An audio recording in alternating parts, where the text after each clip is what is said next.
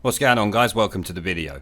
We are going to take a look at the Biased Broadcasting Corporation's Politics Live show from earlier today. Now, the clip we're going to look at is the interview with Liberal Undemocratic leader Jo Swinson, where she ends up in a heated debate with the Labour MP and Shadow Treasury Minister Clive Lewis. Let's check it out. We introduced Jo Swinson, the newish leader now of the Liberal Democrats. She's in central lobby. We have been talking about, obviously, the statement by Boris Johnson and the response from Jeremy Corbyn. Do you want a vote of no confidence in Boris Johnson today?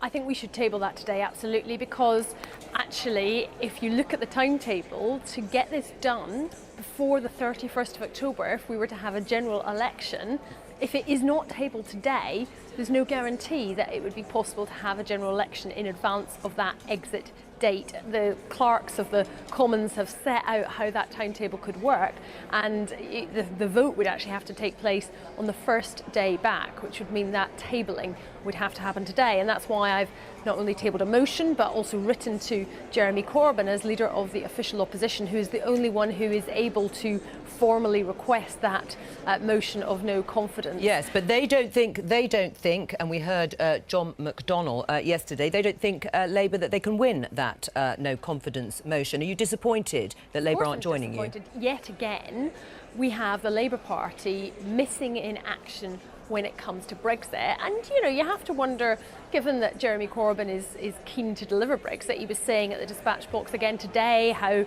know, he would, you know, want to have a Labour Brexit and you know, deals and what his criteria for deals would be. You know, entirely forgetting the fact that any Brexit is going to be damaging for our public services and for jobs and for workers' rights and environmental protections. So right. You know, they want to deliver Brexit? I mean, is that why they're not being involved in this? We've got Clive Lewis here, missing in action. So I think we've been quite clear. You get one shot at this, and you've got to make sure that you've got the numbers if you're going to do it. And I think it's right that we let Boris Johnson bed in over the summer and then make a decision if we think there are enough Conservatives who will join us to be able to call a no confidence. Now isn't the time to do that. But I want to ask Jo. She says that Labour's been quite clear. We're backing Remain and PV under any circumstances. And if there's a Labour government, we'll also make sure that we renegotiate Brexit and then put it back to the British people. I want to ask Jo a question. What would the Liberal Democrats do if they were part of a coalition? What would be on that ballot paper for PV? Would you just revoke Article 50? What would you do? Be honest with the British public. I think we should put a deal against... What deal? Which deal? We're saying a Labour deal. What's your deal? At the moment, the deal that has been negotiated is the withdrawal agreement as it stands. If Brexiteers want to... You would put Brexit as a possibility on a ballot. That's fine. I'm saying that this should be a people's vote. We have backed that from the very beginning. Labour still are not unequivocally backing that, and Jeremy Corbyn clearly wants Brexit to happen. I'm working with, you know, many of your colleagues, as you know, the propaganda, Clive, Jo. Let's work together to stop this, but it's not going to be helped if you're going to try to make cheap party political shots. But is she this right? is a big issue. No, she's not right. And I think what you can see, but Labour and Liberal Democrats are pretty much in the same place. We're just saying that we put a Labour deal on the ballot paper. Clive. You're saying you'll put Theresa May's deal on the ballot paper. There is no difference. But that's Brexit, isn't it? Well, there are two versions of Brexit. I mean, the numbers speak for themselves. The last general election, the combined Labour-Tory vote was 80%, and now we're in four-party politics with all of us roughly on 20%. That's because the Tories haven't delivered on Brexit, which is why the Brexit party's arrived. No one knows what Labour stands for, which is why, you know, when it comes to the Liberal Democrats, you know, people know that they're the Remain party now, and that's why we've got four-party politics. They've never made a secret of being the Remain party. Can I just go back to Jo Swinson, though, quick? Jo, I mean, listening to you and Clive from the Labour Party sort of disputing, arguing where you stand, I mean, Boris Johnson will love this, you know, both of you on the Remain side, and split. Lots of Labour MPs are working constructively on the People's Vote campaign, and that is important. But I do think that it is nonsense to characterise Labour's position as unequivocally Remain when we've just heard Clive say, and we've just heard Jeremy Corbyn say, that they would seek to negotiate a Labour Brexit. Brexit is bad for our country. It doesn't matter if you stick a red rosette on it, it is still bad for our country in any shape or form. All the government's analysis shows that. We know that in terms of our public services, in terms of our prosperity, in terms of jobs for people. Brexit is bad for Britain, and that's why the Liberal Democrats are determined to stop Have Brexit. you had any conversations with some of those Tory cabinet ministers who have been sacked? I've been in contact with some of them, and I have private conversations with people from all different parties. And are they thinking of joining forces with you? If not defecting, but just to stop Brexit?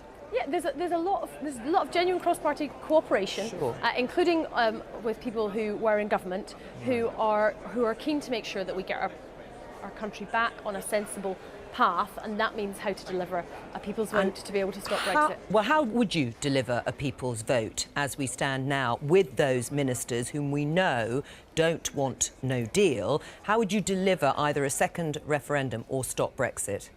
There's different mechanisms that are being looked at, and there's further discussions happening over the summer. So one option is to take control of the order paper, as happened back in March, and to be able to put forward a bill or motion to require the request for an extension for Article 50 for the purposes of holding a people's vote, for example. And obviously there's discussions about how to prevent prorogation, how to prevent crashing out without a deal as well. Obviously some people have talked about circumstances which might be slightly more unusual. Right, but actually, Jo Swinson, that's going to be made more difficult by the new leader of the House, Jacob Rees-Mogg, who clearly stated this morning in his first outing that he is going to stick to parliamentary convention and not allow, as he put it, and I paraphrase, some of the more arcane procedures to do the sort of thing that you're talking about. Well, I think we will be going up against Jacob Rees-Mogg in lots of ways, and there's a lot of very clever parliamentary brains around on the People's Vote side, and I wouldn't assume that Jacob Rees-Mogg, for all of his love of quoting Erskine May, I wouldn't assume that he is the fount of all knowledge on all things parliamentary. All right. So, are you on a general election footing? Yes.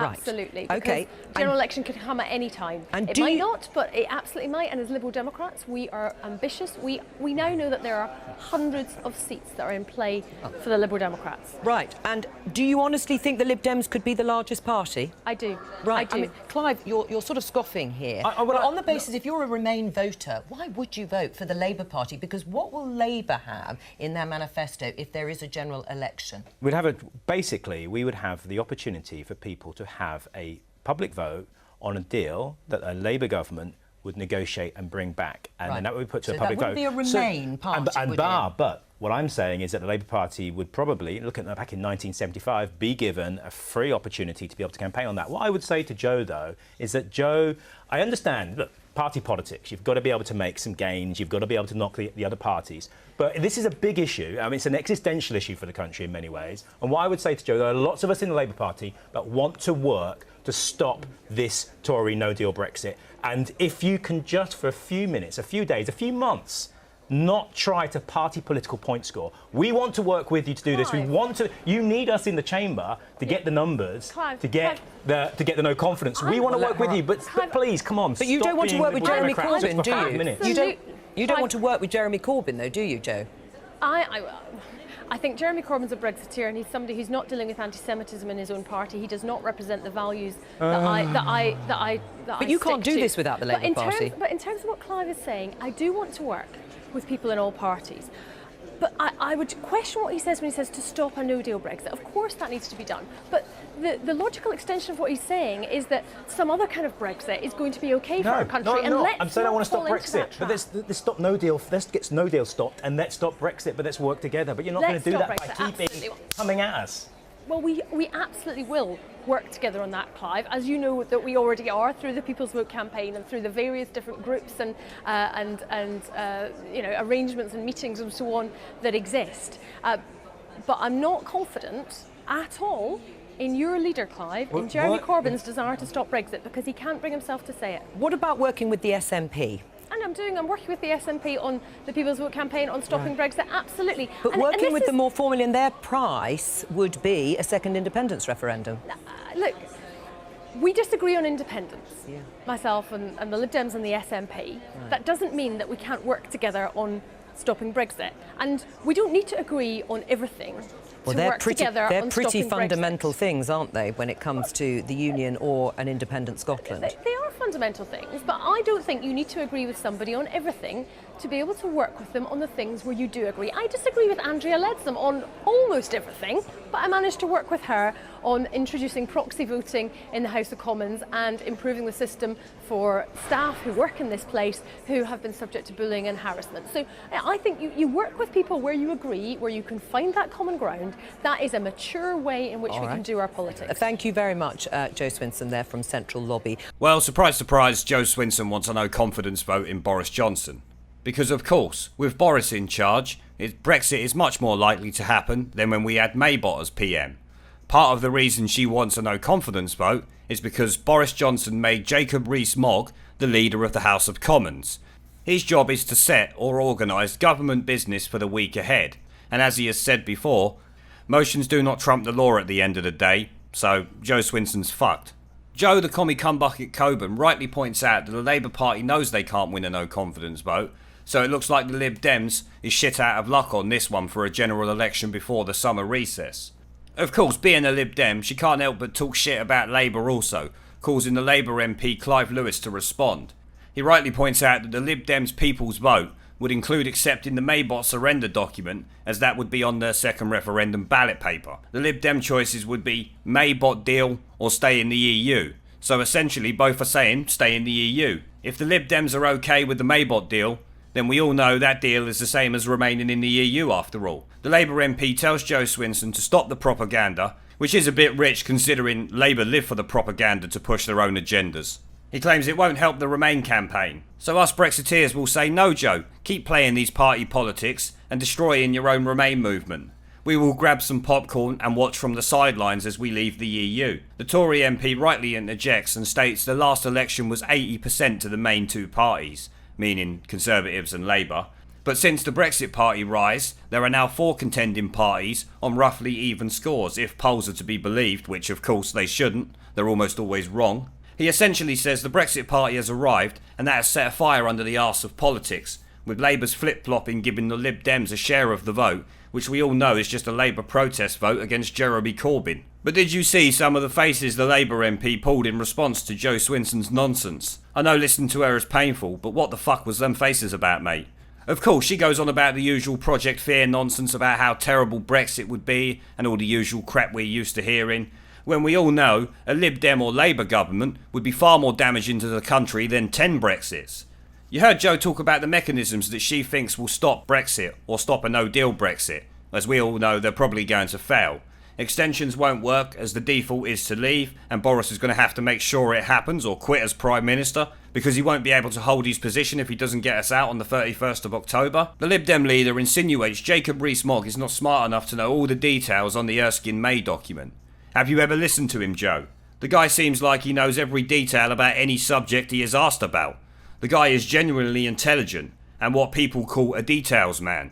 I expect he has studied that document backwards and forwards for every possibility in order to prevent the undemocratic Remoaners like you blocking Brexit. This delusional spunk trumpet thinks the Lib Dems will be the largest party.